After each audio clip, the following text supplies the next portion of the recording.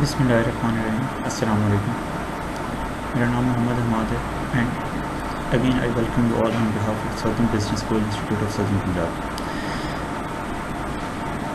आज हमारा financial management का लेक्चर 2 है। लेक्चर 1 के अंदर हमने देखा था what is financial management decision से, जिसमें हमारे पास इन्वेस्टमेंट डिसीजन से, फाइनेंसिंग डिसीजन से, एसेट मैनेजमेंट डिसीजन से। उसके बाद हमने गोल ऑफ फर्म देखा, जिसमें हमने कहा कि शेयर होल्डर्स वेल्थ मैक्सिमाइजेशन एक फ़र्म का गोल था और वो किस तरह से उसके लिए काम कर रहे होते हैं। उसके बाद हमने रोल ऑफ मैनेजर देखे कि मैनेजर का एक ऑर्गेनाइजेशन के अंदर क्या रोल है, फाइनेंशियल मैनेजर किस तरह से इंपॉर्टेंट है। और उसके बाद हमने देखा कि प्रिंसिपल और एजेंट का कन्फ्लिक्ट था, मैनेजर और शेयर होल्डर्स का कन्फ्लिक्ट जो एजेंसी थ्योरी के अंदर हमने देखा। आज जो हमारे पास चीज़ है वो है हमारे पास बिज़नेस, टैक्स और फाइनेंशियल इन्वायरमेंट। कि हमने आज जो चीज़ करनी है उसके अंदर हमारे पास बिज़नेस इन्वायरमेंट है, टैक्स इन्वायरमेंट है और फाइनेंशियल इन्वायरमेंट है। इस चैप्टर की आउटलाइन क्या है कि इसमें हम कौन सी चीज़ें देख लेंगे वो ज़रा पहले देख लेते हैं कि describe the 4 basic form of business organization in the United States and the advantages and disadvantages of each. Understand how to calculate the corporate taxable income and how to determine the corporate tax rate both average and marginal. Third में हमारे पास understand various method of depreciation. इसके बाद fourth में है understand why acquiring asset through the use of debt financing offers a tax advantage over both common and preferred stock financing. इसके बाद fifth है describe the purpose and makeup of financial markets. इसके बाद last है हमारे पास demonstrate and understanding of how letter rating of the major rating agencies help you to जज a securities default risk. ये हमारे पास वो हमारे ऑब्जेक्टिव हैं इस चैप्टर के या इस टॉपिक के, जो हम कोशिश करेंगे कि स्टेप बाय स्टेप कवर करें। नाउ सबसे पहली चीज़ है हमारे पास बिजनेस एनवायरनमेंट। आप मार्केट में जाएं तो आपको 4 बेसिक फॉर्म ऑफ बिजनेस नज़र आते हैं, जिनके अंदर हमारे पास सोल प्रोप्राइटरशिप है, पार्टनरशिप है, कॉरपोरेशंस हैं और लिमिटेड लाइबिलिटीज़ कंपनी है। सबसे पहली चीज़ है हमारे पास sole proprietorship, a form of a business form for which there is one owner. This single owner has unlimited liability for all debt of the firm. ये एक ऐसी बिजनेस की फॉर्म है जो सिंगल ओनर एक बिजनेस को own कर रहा होता है और वही बिजनेस की प्रॉफिट एंड लॉस का रिस्पॉन्सिबल होता है। क्योंकि अगर बिजनेस प्रॉफिट अर्न करता है तो वो जो प्रॉफिट है वो बेसिकली उसके ओनर का प्रॉफिट है, और अगर बिजनेस लॉस इनकर करता है तो वो लॉस भी आपके बिजनेस के ओनर को ही बेयर करना पड़ेगा। क्यों? क्योंकि वो अनलिमिटेड लाइबिलिटी इंजॉय कर रहा है। It is the oldest form of business organisation. Business income is accounted for on your personal income tax. यहाँ पर सिंगल टैक्सेशन का कंसेप्ट है कि सोल प्रोप्राइटरशिप के अंदर कि आपका जो बिजनेस है और आपका जो ओनर है वो दोनों क्या चीज़ें, सेम चीज़ें हैं। अब इन कुछ मेजर एडवांटेजेस और डिसएडवांटेजेस में सोल प्रोप्राइटरशिप के सिंपलेस्ट फॉर्म ऑफ बिजनेस है। इसके अंदर किसी किस्म की कोई कम्प्लेक्सिटीज़ आपको नज़र नहीं आती कि एक सिंगल ओनर है जो अपने बिजनेस को ओन कर रहा है, वही उसके डिसीजन मेकिंग का रिस्पॉन्सिबल है, वही डिसीजन लेता है कि किस तरफ बिजनेस किस तरफ लेके जाना है, किस तरफ बिजनेस को एक्सपेंड करना है या श्रिंक करना है। वही एक सिंगल ओनर है जो ये तमाम डिसीजंस ले रहा होता है। लो सेटअप कॉस्ट है कि आपको सोल प्रोप्राइटरशिप के लिए कोई एग्जॉर्बिटेंट कॉस्ट नहीं चाहिए होती जो आपको मार्केट से बोरो करनी पड़े। इजी और क्विक सेटअप है, किसी किस्म की लीगल बाइंडिंग या लीगल रिक्वायरमेंट्स नहीं है, इजीली आप उस बिज़नेस को सेट कर सकते हो। Single tax filing on the individual form. अभी मैंने बात की कि आपके पास सिंगल टैक्स है कि जो बिज़नेस का टैक्स है वो ओनर का टैक्स है, और जो बिज़नेस की इनकम है वो ओनर की इनकम है, इसलिए वहाँ पर एक ही टैक्स कैलकुलेट होता है जिसे हम इनकम टैक्स का नाम देते हैं। इसके मेजर डिसएडवांटेजेस क्या हैं कि अनलिमिटेड लाइबिलिटी है, कि ओनर के पास अनलिमिटेड लाइबिलिटी है। इन केस ऑफ बैंक्रप्सी या बिजनेस कोई अगर लॉस इनकर करता है तो वो ओनर की पर्सनल प्रॉपर्टी एट स्टेक आ जाती है कि जब तक बिजनेस का लॉस रिकवर नहीं होता ओनर के प्रॉपर्टी ही बेयर करेगी वो सारा का सारा loss. Hard to raise additional capital.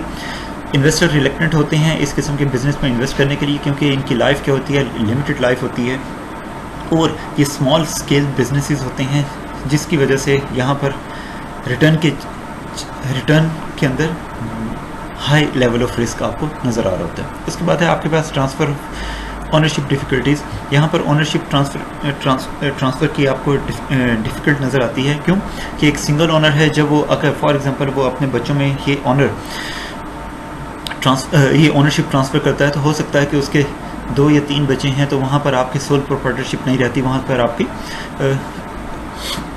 Partnership का कंसेप्ट आ जाता है। या अगर आपने एक बिज़नेस को छोड़कर दूसरे बिज़नेस में जाना है तो वो आपको तमाम लीगल रिक्वायरमेंट्स पूरा करना। इसके बाद है हमारे पास partnership, a business form in which 2 और more individual act as owners. कि ये एक ऐसा बिज़नेस है जहाँ पर 2 या 2 से ज़्यादा लोग मिलकर अपना एक बिज़नेस स्टार्ट करते हैं, जिसको हम पार्टनरशिप का नाम देते हैं। पार्टनरशिप हमारे पास 2 तरह की है, एक है जनरल पार्टनरशिप, दूसरी है लिमिटेड पार्टनरशिप। जब हम जनरल पार्टनरशिप की बात करते हैं तो जनरल पार्टनरशिप के अंदर जो तमाम पार्टनर्स हैं वो अनलिमिटेड लायबिलिटी बेयर कर रहे होते हैं। लेकिन जब लिमिटेड पार्टनरशिप की बात करते हैं तो लिमिटेड पार्टनरशिप के अंदर तमाम जो पार्टनर्स हैं वो लिमिटेड लायबिलिटी को इंजॉय कर रहे होते हैं, लेकिन उसमें 1 या 2 ऐसे पार्टनर्स होते हैं जो अनलिमिटेड लायबिलिटी को बेयर कर रहे होते हैं। उसके बाद business income is accounted for on each partners personal income tax. हाँ, यहाँ पर भी सिंगल टैक्सेशन है हमारे पास कि जो बिज़नेस का प्रॉफिट मिलता है वो आपके पार्टनर्स में डिस्ट्रीब्यूट होता है और वो बेसिकली उनकी income tax calculate. Types of partnership में हमारे पास जनरल पार्टनरशिप और limited partnership. All partners have unlimited liability and are able for all obligations of the firm. कि in case of bankruptcy general partnership के अंदर होता क्या है कि तमाम पार्टनर्स की पर्सनल प्रॉपर्टी एट स्टेक आ जाती है। जब तक बिजनेस का लॉस कवर नहीं होता उनकी पर्सनल प्रॉपर्टी के ऊपर थ्रेट रहता है। Limited partners have liability limited to their capital contribution. At least one general partner is required and all general partners have unlimited liability।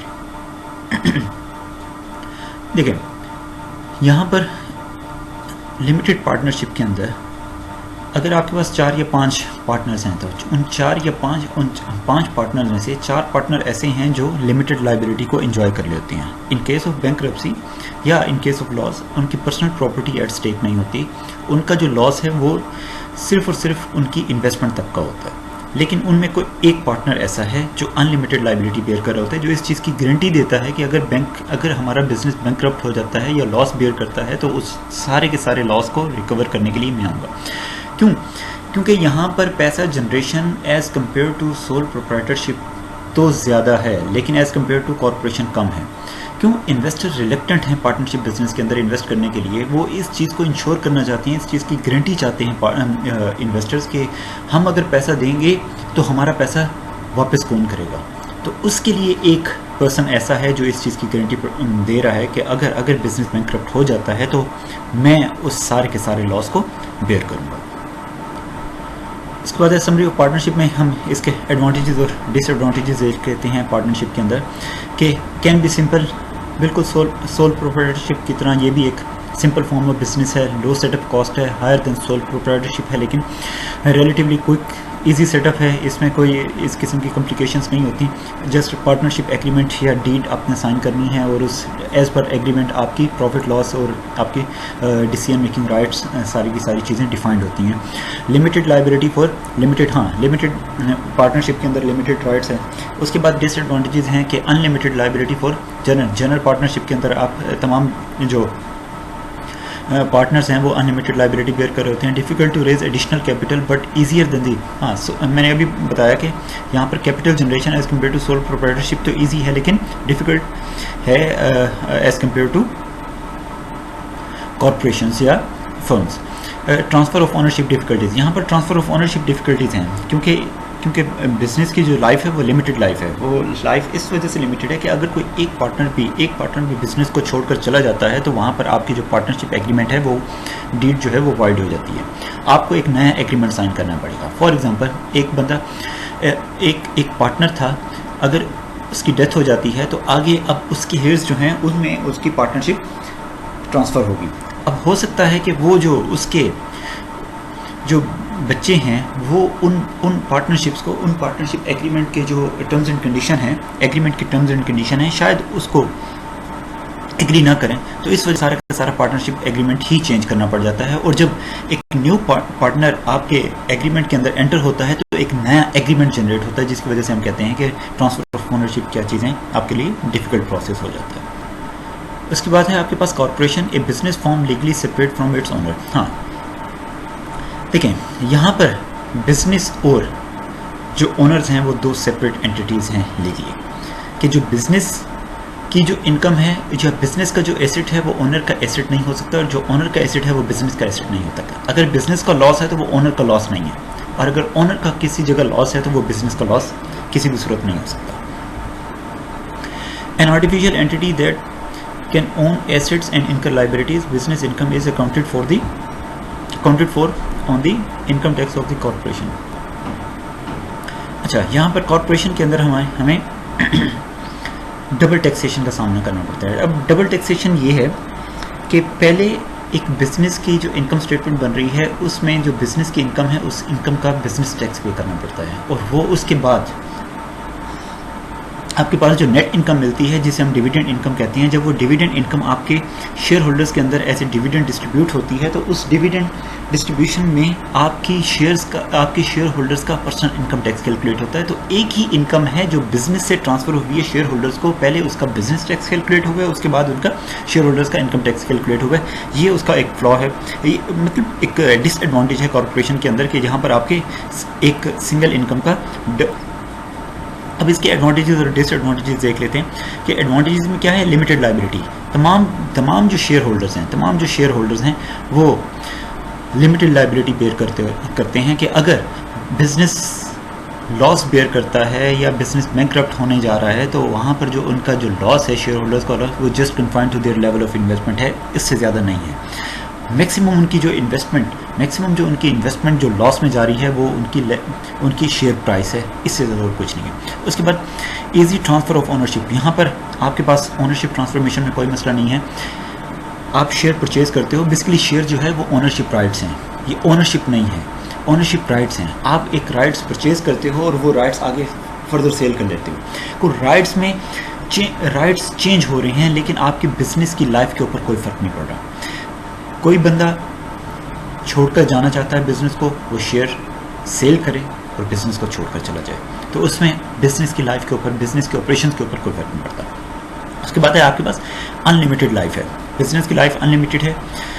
Easier to raise large quantities of. हाँ, यहाँ पर आपके पास capital generation कोई मसला नहीं है, आपके पास internal sources भी हैं, एक्सटर्नल सोर्सेज भी हैं, आप किसी भी सोर्स से अपना पैसा जनरेट कर सकते हो। उसके बाद है डबल टैक्सेशन, इसका डिसएडवांटेज है मोर डिफिकल्ट टू इस्टेब्लिश। हाँ, डिफिकल्ट, यहाँ पर लीगल ऑब्लिगेशन, लीगल रिक्वायरमेंट्स आपको पूरी करनी पड़ती हैं। Exchange, securities and exchange commission, registration, ये सारा का सारा जो लीगल प्रोसेस है उनको आपको फुलफिल करना पड़ता है, जो एक कम्प्लेक्स प्रोसेस है। More expensive to set up and maintain. हाँ, ये एक लार्ज फर्म है, जब हम बात करते हैं तो लार्ज बिजनेसेस जो हैं उनको हम कॉर्पोरेशन का नाम देते हैं। यहाँ पर उनकी सेटअप, उनको सेट करना, उनके सेटअप करना और उनको मेंटेन करना एक एक्सपेंसिव प्रोसेस है, ये एक एक्सपेंसिव काम है, जिसकी वजह से हम कहते हैं कि ये चीज़ क्या चीज़ है, मोर एक्सपेंसिव टू सेट। उसके बाद है आपके पास बिजनेस एनवायरनमेंट में limited liability company, A business form that provide its owner with the corporate style limited personal liability and the federal tax treatment of the partnership. देखिए, ये limited liability company एक है जहाँ पर आपके एडवांटेजेस जो हैं आपकी पार्टनरशिप के और आपके कॉर्पोरेशन के जो एडवांटेजेस हैं वो आपको एक सिंगल फर्म के अंदर मिलते हैं, जिसे हम कहते हैं कि लिमिटेड लायबिलिटी कंपनी है। वहाँ पर आप टैक्स एडवांटेज ले सकते हो, और corporate style limited personal liability, यहाँ पर आपके जो शेयर होल्डर्स हैं उन शेयर होल्डर्स को लिमिटेड लायबिलिटी के अंदर उनकी जो लायबिलिटी होगी वो लिमिटेड होगी, लेकिन उस लिमिटेड लायबिलिटी के साथ वो जो एंजॉय कर रहे हैं वो सिंगल टैक्सेशन एंजॉय कर रहे हैं। Business income is accounted for on each members individual income tax form, कि सिंगल टैक्सेशन कैलकुलेट होती है कि बिजनेस की जो इनकम है वो आपके इंडिविजुअल के इनकम टैक्स फॉर्म के तौर पर यूज़ हो रही है, कि आपका एक सिंगल ही टैक्स कैलकुलेट होता है जिसे हम इनकम देते हैं। उसके बाद generally an limited liability company will possess only the first two of the following 4 standard corporation characteristics. और वो करेक्टरिस्टिक्स क्या हैं कि लिमिटेड लाइबिलिटी है, सेंट्रलाइज्ड मैनेजमेंट होगी, अनलिमिटेड लाइफ है और transfer of ownership without the owners prior consents हैं कि आपको ओनरशिप ट्रांसफॉर्मेशन में कोई मसला नहीं है। लाइफ जो होगी वो बिजनेस की क्या, लिमिटेड लाइबिलिटी कंपनी की वो क्या होगी, अनलिमिटेड लाइफ होगी। उसके बाद सेंट्रलाइज्ड मैनेजमेंट होगी, जहाँ पर आपके पास सेंट्रलाइज्ड सिस्टम है, हर बंदा आपकी डिसीजन मेकिंग का पार्ट नहीं बन सकता। एक सेंट्रलाइज सिस्टम है जहाँ पर आपकी टॉप मैनेजमेंट बैठकर डिसीजन लेगी और वो आपको लोअर मैनेजमेंट को इम्प्लीमेंट करना पड़ेगा। ये उसकी एडवांटेजेस हैं जो लिमिटेड लाइबिलिटी के। उसके बाद हमारे पास जो चीज़ है वो है टैक्स। अगर हम सिंपल वर्ड्स में टैक्स को डिफाइन करें तो हम कहते हैं कि taxes are involuntary fees charge from individuals और corporation and enforced by the government entity whether local or regional or national in order to finance government activities। कि टैक्स क्या है कि ये गवर्नमेंट आपकी जनरल पब्लिक और बिजनेसेस से charge करती है अपने रूटीन एक्सपेंसेस या गवर्नमेंट की एक्टिविटीज़ को मीट करने के लिए। देखें, आप गवर्नमेंट की मशीनरी यूज़ करते हैं, आप गवर्नमेंट के रोड यूज़ करते हैं, आप रेलवेज़ यूज़ करते हैं, आप गवर्नमेंट हॉस्पिटल्स यूज़ करते हैं। ये सारी की सारी सर्विसेज प्रोवाइडेड हैं आपकी गवर्नमेंट की तरफ से आप लोगों को। तो इन सारी सर्विसेज को आपको गवर्नमेंट जो प्रोवाइड कर रही है उनके लिए कुछ पैसा चाहिए और वो पैसा गवर्नमेंट आपसे टैक्स की फॉर्म में वसूल कर रही होती है। आप जो इनकम अर्न करते हो उसकी कुछ सर्टेन परसेंटेज वो आपसे डिमांड करते हैं ताकि आपको ये फैसिलिटीज़ जो नेसेसरी फैसिलिटीज़ हैं वो आपको प्रोवाइड की जाएं। उसके बाद यहाँ पर इनकम टैक्स की कैलकुलेशन आपको इस चार्ट के अंदर नज़र आ रही है कि यहाँ पर आपने इनकम ब्रैकेट्स हैं, ये एटलीस्ट और बट ग्रेटर देन कि इनकम ब्रैकेट क्या है कि जब आपकी इनकम $0 से $50,000 तक होगी।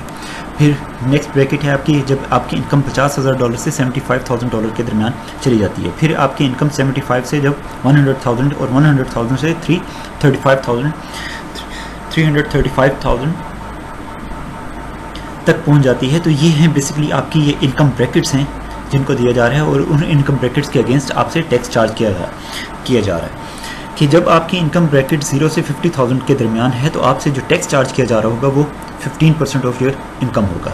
जब आपकी इनकम 50,000 से 75,000 के दरमियान जाती है तो आपकी इनकम टैक्स क्या है, रेट इंक्रीज हो जाता है 25%। एक चीज़ यहाँ पर क्लियर कीजिएगा, ऐसा नहीं है कि अगर आपकी इनकम 75,000 है तो आपका 75,000 का 25% आप कैलकुलेट करके आपकी इनकम टैक्स नहीं। ये ब्रैकेट्स डिफाइन कर रही हैं कि आपकी अगर आप 75,000 अर्न कर रहे हो तो पहले जो 50,000 है उसका टैक्स है 15% और जो रिमेनिंग 25,000 होगा उसका जो टैक्स होगा वो 25% होगा। उसके बाद आप 75,000 से 100,000 तक जाती हैं तो एक्स्ट्रा आपने 75,000 से 100,000 तक एक्स्ट्रा जो आपने अर्न किया वो है आपने 25,000 एक्स्ट्रा। अब जो नेक्स्ट 25,000 होगा उसका 34% कैलकुलेट होगा। ये आपके सामने कैलकुलेशन टैक्स कैलकुलेशन नज़र आ रही है कि 50,000 की कैलकुलेशन है 15% कैलकुलेट करते हैं तो हमारे पास बनती है 7,500। अब जो नेक्स्ट आपके पास जो 25,000 बन रहा है, आपकी जो इनकम है 25% तो आप 7,500 प्लस 25,000 मल्टीप्लाइड बाई 2.5 25%। तो आपकी ये टोटल जो इनकम बनेगी वो बन रही है 13,750 रुपये। अब 13,750 के अंदर आपने 34% जो टैक्स कैलकुलेट करना है वो किस इनकम का 75 से आप जो 100,000 पर आ रहे हो। तो यहाँ पर ये 25,000 एक्स्ट्रा बन रहा है तो आपने क्या करना है 13,750 प्लस 34% मल्टीप्लाइड बाय 25,000। तो ये आपकी कैलकुलेशन होगी और वो आपके पास जो इनकम बनेगी वो है 22,250। तो ये है इसकी टैक्स कैलकुलेशन है। ये एक चार्ट है जिसके अंदर हमने ये कैलकुलेशन उन्होंने।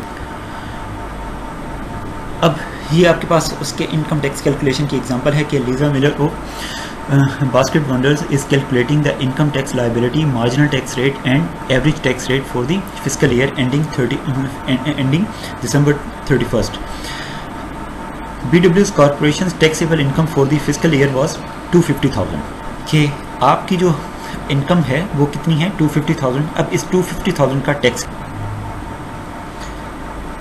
ये उस एग्जांपल की कैलकुलेशन है जिसमें अब देखें हमारे पास इनकम टैक्स लाइबिलिटी है 22,250 अभी आपने पीछे कैलकुलेट किया है कि 100,000 तक जब आपके पास इनकम होती है तो उस टैक्स ब्रैकेट और जो हमारे पास टैक्स रेट्स आ रहे थे उसके थ्रू हमने कैलकुलेट किया था कि 100,000 तक का टैक्स जो है वो 22,250 बन रहा है, और उसके बाद 100,000 से अबव जो चीज़ जा रही है उसका हमने 39% टैक्स कैलकुलेट करना है। तो ये आपने क्या किया कि 250,000 हमारी इनकम थी जिसका हमने टैक्स कैलकुलेट करना था, माइनस 100,000 किया जिसका टैक्स था 100,000 का 22,250, वो माइनस करने से बाद जो हमारे पास इनकम बचेगी 150,000 की, उसका हमने 39% टैक्स कैलकुलेट करना है।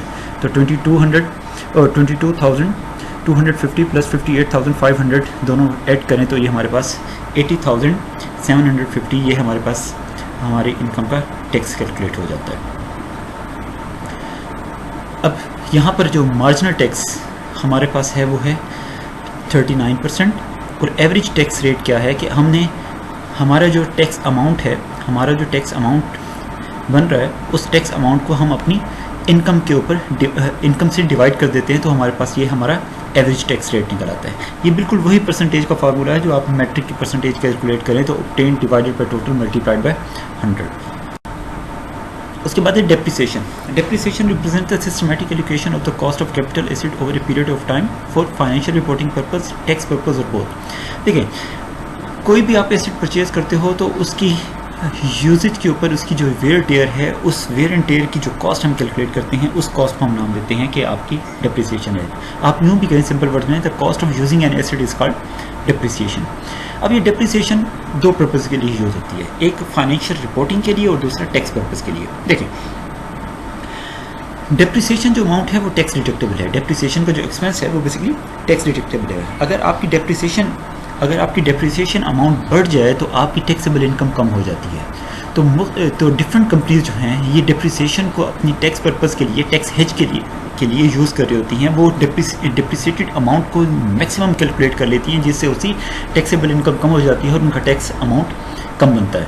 तो ये वो रीज़न है जिसकी वजह से वो इसका टैक्स के अंदर अपने डेप्रिसिएशन के एलिमेंट को इनकॉर्पोरेट करते हैं और उन चीज़ों को जाकर स्टडी करते हैं।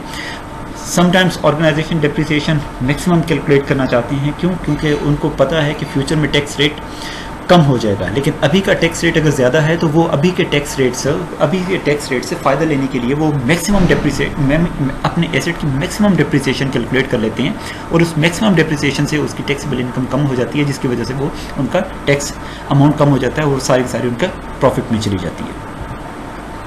Generally profitable firms prefer to use an accelerated method for tax reporting purpose. Accelerated method इसलिए यूज़ कर रही होती हैं क्योंकि यहाँ पर आपके फर्स्ट ईयर में मैक्सिमम आपके एसेट की डेप्रिसिएशन मैक्सिमम के। उसके बाद हमारे पास common type of depreciation method हैं, जिनमें हमारे पास एक सिंपल मेथड है जिसे हम स्ट्रेट लाइन मेथड कहते हैं, और दूसरा हमारे पास एक्सेलरेटेड मेथड है जिसमें हमारे पास डबल डिक्लाइनिंग इम्बैलेंस मेथड है, और modified accelerated cost recovery system है, मैकर्स जिसे हम नाम देते हैं। ये डबल डिक्लाइनिंग और मॉडिफाइड एक्सेलरेटेड जो मेथड हैं इसमें होता ये है कि फर्स्ट ईयर के अंदर हमारे पास maximum chunk of depreciation calculate हो जाता है, जिससे हम अपने टैक्स एविजन हो जाती है या टैक्स से बच सकते हैं।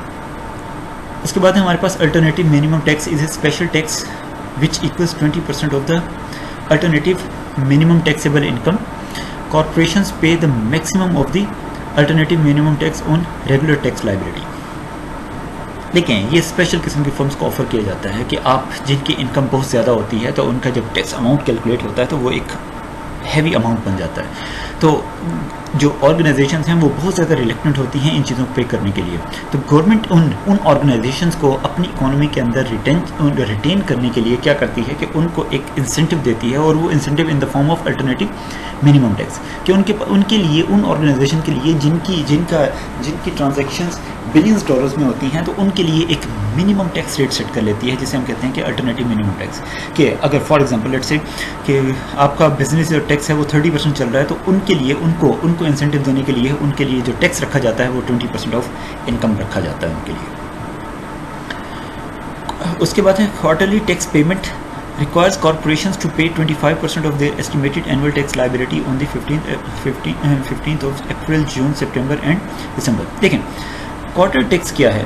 कि आप जो भी आपकी जो भी एस्टिमेटेड टैक्सेबल इनकम है, आप उसको क्वार्टरली बेसिस पर पे करते हो। फॉर एग्जांपल, अगर आपकी $100 आपकी टैक्स अमाउंट बन रही है, तो उस $100 का आप 4 क्वार्टर्स में 25% आप पे करते रहते हो। इससे ये होता है कि ऑर्गेनाइजेशन के ऊपर जो टैक्स का बर्डन है वो कम हो जाता है, और उनके पास ज़्यादा फंड्स अवेलेबल होते हैं जिनको वो मैक्सिमम यूटिलाइज कर सकते हैं। उसके बाद हमारे पास interest deductibility. Interest expense is the interest paid on the outstanding debt and is a tax deductible. देखें, ये इंटरेस्ट अमाउंट वो है जो आपने अपनी जो बोरोइंग की हुई है, उस बोरोइंग के ऊपर जो आप liability in the form of interest पे कर रहे हैं, वो बेसिकली आपका टैक्स इंटरेस्ट एक्सपेंस बन जाता है। और ये वो इंटरेस्ट एक्सपेंस है जो आपकी क्रॉस इनकम से माइनस होता है, और उसके बाद जो आपके पास चीज़ बच जाती है, जिसके हम देखें इनकम स्टेटमेंट का फॉर्मेट देखें, तो इनकम स्टेटमेंट के फॉर्मेट में आपके पास sales minus CGS is equal to gross profit. ये ग्रॉस प्रॉफिट जो है उसमें से माइनस होती हैं आपकी सेलिंग एंड एडमिनिस्ट्रेटिव एक्सपेंस, तो उसके बाद जो आपके पास चीज़ बचती है उसे हम कहते हैं कि ये क्या चीज़ है, आपकी ऑपरेटिंग इनकम है। अब ये ऑपरेटिंग इनकम का दूसरा नाम है earning before interest and tax, EBIT जिसे हम नाम देते हैं। उस EBIT में से आप इंटरेस्ट अमाउंट माइनस करते हो, और ये वो इंटरेस्ट अमाउंट है जो आपने लॉन्ग टर्म डेट के ऊपर जो इंटरेस्ट पे करना है। वो माइनस होने के बाद आपके पास जो चीज़ बचती है वो अर्निंग बिफोर टैक्स है, या जिसे हम टैक्सेबल इनकम भी कहते हैं। ये टैक्सेबल इनकम से आपका जो टैक्स रेट है वो कैलकुलेट होता है, और बाकी जो चीज़ बचती है वो आपकी नेट इनकम है, जिसे हम डिविडेंड इनकम का नाम भी देते हैं। और ये जो नेट इनकम आपके पास बचती है, इसमें से आप डिविडेंड आपके शेयर होल्डर्स को डिस्ट्रीब्यूट होता है पर शेयर बेसिस पर।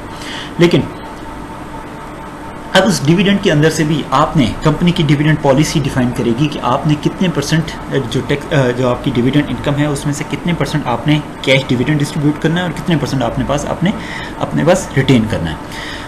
कैश डिविडेंड यहाँ पर लिखा हुआ है, cash dividend is the cash distribution of the earnings of the share holders and is not a tax deductible expense. और ये जो कैश डिविडेंड है ये टैक्स डिडक्टेबल नहीं है। The after tax cost of debt is interest expense multiplied by 1 minus tax rate. ये उस चीज़ की कैलकुलेशन है जिसे हम कैलकुलेट करते हैं। The debt financing has a tax advantage. क्यों ये चीज़ हम क्यों ले रहे हैं कि जब हम डेट फाइनेंसिंग करते हैं तो वो डेट के ऊपर हमें इंटरेस्ट पे करना पड़ता है, और वो जो इंटरेस्ट अमाउंट है वो बेसिकली आपकी ग्रॉस इनकम से पहले इंटरेस्ट एक्सपेंस माइनस होता है, जिसकी वजह से आपकी टैक्सेबल इनकम क्या हो जाती है, कम हो जाती है।